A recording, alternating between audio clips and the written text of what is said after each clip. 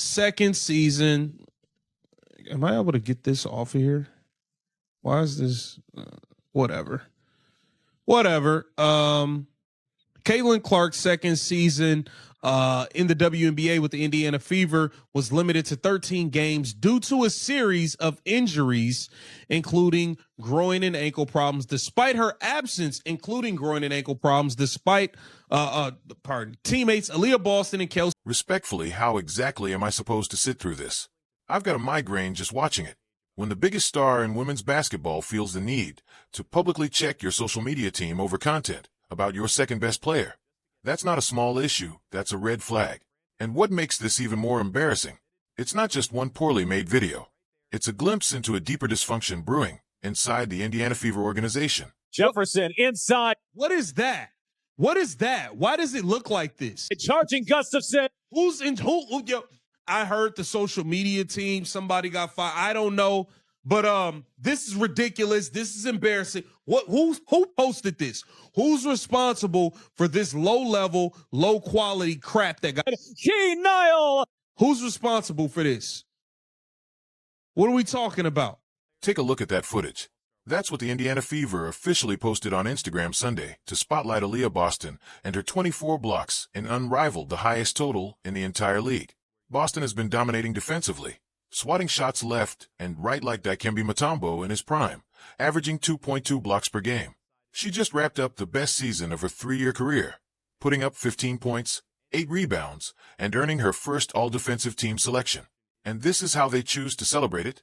With video quality so distorted, you can barely recognize who's even on the floor. Point, man, and this goes beyond the video. Y'all not on point all around. You got Stephanie White running around talking about how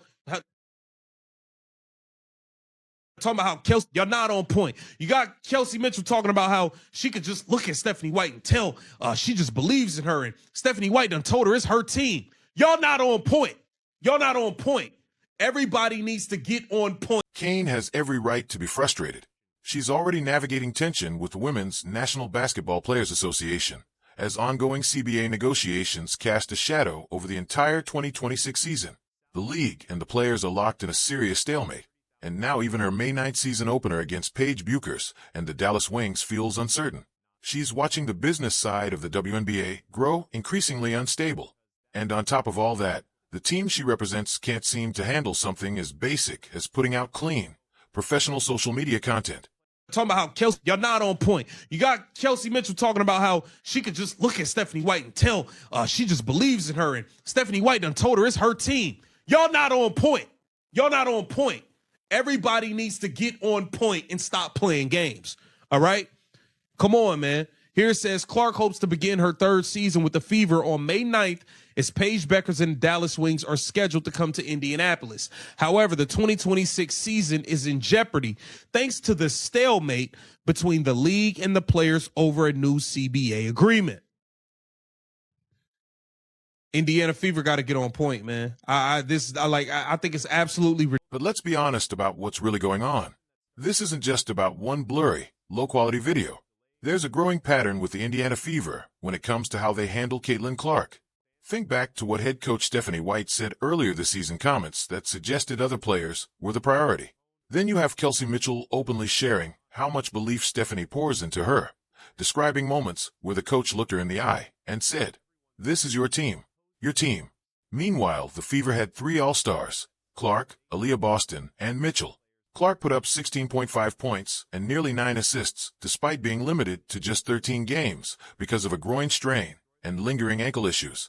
When she was healthy, she earned an All-Star starter nod for the second straight year. Yet somehow, the messaging coming from the organization makes it sound like the franchise belongs to someone else. Played parts of this, and this is the tail end of them discussing the state of the CBA. Yeah, and then Twitter and the internet, they like to read the tea leaves, and look, they were right. Angel Reese returned to Unrivaled, so they be getting it right sometimes. We can't just always knock them and complain and say they don't know what they're talking about, and then sometimes they do get it right. But it was announced that Breanna Stewart is going to be returning. Here's what the Indiana Fever front office has to recognize. Caitlin Clark isn't tied to Indiana forever. A rookie contract comes with a deadline, and that clock is always ticking. Every time the organization fails to present her as the clear franchise cornerstone, it quietly creates distance. Whether it's the coaching staff publicly elevating other priorities or the social media team rolling out content that misses the mark, those moments add up. And when her contract is up, those details will matter. This isn't about ego, it's about competence. When you have a player capable of transforming the direction of your franchise, everything has to operate at a high level. The coaching staff has to be sharp. The front office has to be strategic. The medical team has to be proactive. And yes, even the social media department has to reflect the standard of a first-class organization. You know, Twitter and the internet, they like to read the tea leaves, and look, they were right. Angel Reese returned to Unrivaled, so they be getting it right sometimes. We can't just always knock them and complain and say they don't know what they're talking about, and then sometimes they do get it right. But it was, announced that Brianna Stewart is going to be returning to EuroLeague play. Okay. And that surprised some people because of the timing for it. It wasn't the timing. It's the whole thing of it's the lie. It's the lie. These ladies, and for one, it's a conflict of interest. I don't care what none of y'all say. This whole Unrivaled situation, all of this. Now zoom out for a second, because the CBA tension Caitlin referenced is shining a light on some uncomfortable realities surrounding the Women's National Basketball Players Association. There are players who've openly expressed frustration, saying it feels like the union may be overreaching in negotiations. That's not outside noise, that's coming directly from athletes in interviews. Then there's the entire Unrivaled situation, which is quickly starting to look like a complicated conflict of interest. Think back to how Unrivaled was originally pitched. It was presented as the answer to the overseas grind. For years, WNBA players headed to places like Russia, Turkey, and China during the offseason because WNBA salaries alone weren't enough. The travel was exhausting. The workload was brutal. Unrivaled was marketed as the fix.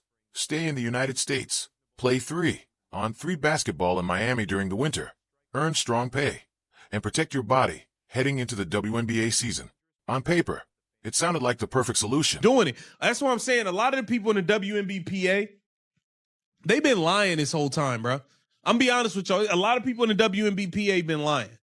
And it's just coming out slowly but surely. Don't forget, we had players come out and say they feel like the WNBPA is being greedy. We had players come out and say that in an interview. What are we talking about here? It's a lot going on. My eyes peeled, ears to the street. Except that's not how it's actually playing out. Brianna Stewart just announced she's returning to Unrivaled, but she's also still heading overseas. Angel Reese came back to Unrivaled after initially sitting out. So now, these players are juggling both Unrivaled and overseas leagues. So what was the point? The original pitch claimed playing overseas was too taxing on their bodies. Now, players are doing Unrivaled, then overseas, then returning for the WNBA season. That's 3 leagues in 1 calendar year. The WNBPA has been misleading about the rationale. This was never really about protecting player health or easing the overseas grind. The real goal was adding revenue streams while keeping the overseas pay intact, which is fine. Get paid. No one's complaining. But don't spin it as a health and safety initiative when it actually just piles more games onto an already grueling schedule. With what is going on. And I will be giving you all updates right here on Keep the Vision. Get down in the comments. Let me know what y'all think, man. Let's Keep the Vision. Make sure you like, comment, subscribe, share the channel. India. And this brings us back to why Caitlin Clark players' frustration is so important. She's watching all of this play out in real time. She sees the WNBPA making questionable decisions that could put the entire 2026 season at risk. She sees players saying one thing publicly and acting differently behind the scenes. She sees her own team stumble on basic tasks, like posting quality content about their all-defensive team center. At some point, you have to ask yourself, why would she stay? The Indiana Fever reached the semifinals this year, falling to the Las Vegas Aces in overtime of Game 5. That's progress. Before Caitlin arrived, the team struggled. But progress alone isn't enough when you're working with a generational talent. Aaliyah Boston player and Kelsey Mitchell, they're sending a clear message. Other players get preferential treatment in team messaging, even though Caitlin Clark is the one generating the spotlight and revenue. Caitlin won't call this out publicly. She's too savvy for that. She'll handle it professionally. Maybe drop a comment about a migraine from bad video quality and move on. But make no mistake, she's keeping track. Every misstep, and yes, that distorted video counts, is being filed away. When her contract expires, all of those receipts will matter. The Indiana Fever has a choice.